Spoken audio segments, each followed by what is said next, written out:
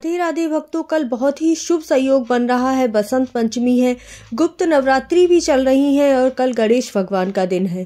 गणेश भगवान प्रथम पूज्य माने जाते हैं, अतः किसी भी पूजा में उनकी पूजा सबसे पहले की जाती है। सरस्वती माता का दिन है कल।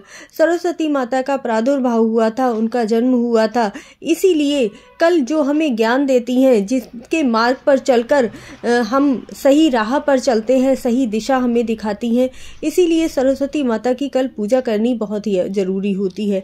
और कल गौरा माता का भी दिन है, क्योंकि गुप्त नवरात्रि चल रहे हैं।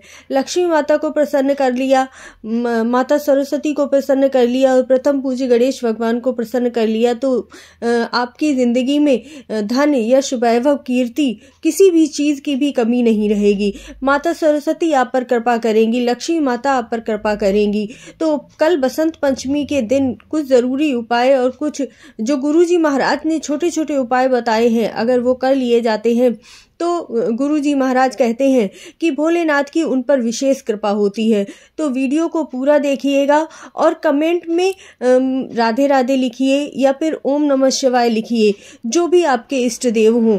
इससे बहुत ही आपको भी मन को सुकून मिलेगा और मुझे भी बहुत खुशी होगी कि आपने मेरी वीडियो को पसंद किया। ब्रह्म मुहूर्त से ही उठकर किस प्रकार सरस्वती माता को प्रसन्न करना है और गुरुजी महाराज के बताए हुए कौन कौन से उपाय करने हैं, बहुत ध्यान से देखिएगा और चैनल को सब्सक्राइब जरूर कर लीजिएगा। वीडियो को अंत तक देखिएगा। सबसे पहले तो आपको ब्रह्म मुहूर्त में जब उठना है, उस समय जो मंत्र है वह अवश्य पढ़ लेना है, जो प्रातः मंत्र पढ़ा जाता है। राग्रे वस्ते लक्ष्मी कर मध्य सरस्वती कर मूले च गोविंदा प्रभाते कर दर्शनम। इसका जरूर एक बार बोलना है। उसके बाद सबसे पहले अपना नाम बोलना है आपको।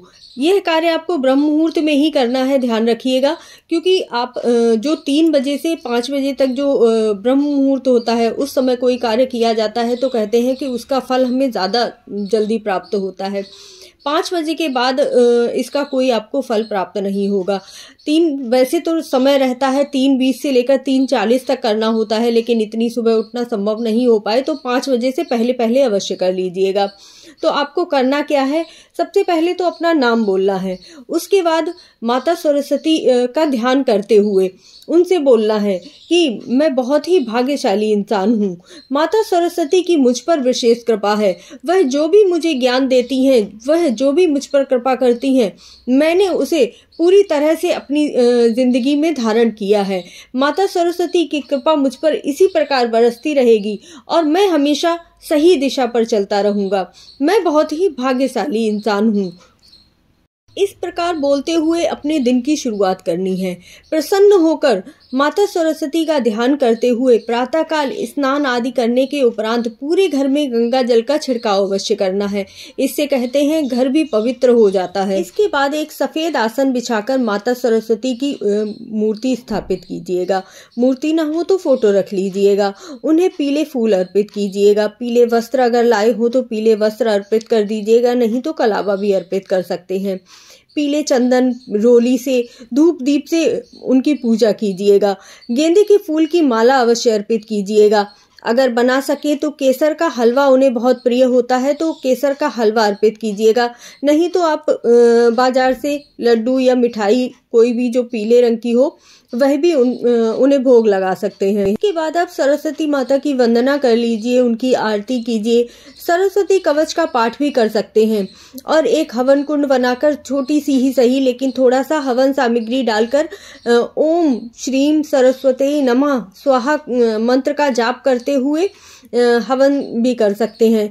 और एक माला का जाप तो कल अवश्य ही कीजिएगा, क्योंकि जिस तरह से लक्ष्मी माता को प्रसन्न किया जाता है, उसी तरह से सरस्वती माता को भी प्रसन्न करना बहुत ही जरूरी होता है। इसके बाद यदि आप मंदिर जाएं तो भोलेनाथ की पूजा भी अवश्य करनी है। गुरुजी महाराज ने बताए हैं 2 विशेष उपाय, जो यदि आप करते हैं तो आपको विशेष लाभ होगा। गुरुजी महाराज ने बताया है कि यदि आप सरसों के फूल 108 सरसों के फूल ले लीजिएगा। अगर आपको कहीं से सरसों के फूल नहीं मिल पाते हैं तो आप सफेद फूल ले लीजिएगा, क्योंकि सफेद फूल भोलेनाथ को सबसे ज़्यादा प्रिय होते हैं। तो इन फूलों को यदि आप भोलेनाथ पर अर्पित करके आते हैं, सबसे पहले उन्हें जल अर्पित कीजिए, दूध अर्पित कीजिए, पंचामृत चढ़ाइए और उसके बाद सफ़ेद फूल या फिर सरसों के फूल मिल जाते हैं तो बहुत ही अच्छा है, उन पर सरसों के फूल अर्पित कीजिए और भोलेनाथ से बोलिए कि मुझे हमेशा के लिए रोग मुक्त कर दीजिएगा। तो जो भी बीमारी होती है हमारे शरीर में या आने वाली है, वो भी सारी बीमारियां भोलेनाथ हर लेते हैं। उसी प्रकार गुरुजी महाराज ने बताया है कि बसंत पंचमी का दिन है, विद्यार्थियों के लिए बहुत ही शुभ दिन माना जाता है, क्योंकि सरस्वती माता की कृपा सबसे ज़्यादा उन्हें ही चाहिए होती है। तो इस दिन यदि आपको 31 सरसों के फूल मिल सके तो उन सरसों के फूलों को ले जाकर भोलेनाथ पर अर्पित करना है। जो बच्चे स्वयं जाकर ही अर्पित करेंगे तो ज़्यादा अच्छा है। तो बच्चों को ये कार्य स्वयं ही करना है और इस दिन जाकर कोई भी धार्मिक पुस्तक भी मंदिर में जाकर जरूर दान करके आइएगा। देखिए, जितना भी पूजा करने का महत्व होता है उतना ही महत्व दान करने का भी होता है। अतः कुछ विशेष चीजें हैं जिन्हें अगर आप दान करते हैं तो इससे आपको विशेष लाभ प्राप्त होता है। इसीलिए धार्मिक पुस्तकें, किताबें, पेन आदि गरीब बच्चों को अवश्य दान करके आइएगा और धार्मिक पुस्तकें किसी मंदिर में दान करके आइएगा। जो बच्चे छोटे हैं उनकी माताएं अवश्य करें ये उपाय।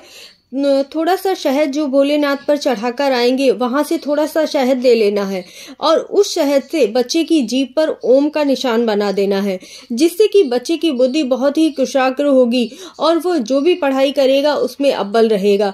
तो ये छोटा सा उपाय अवश्य कर लीजिएगा। वीडियो पूरी देखने के लिए धन्यवाद। राधे राधे। ओम नमः शिवाय।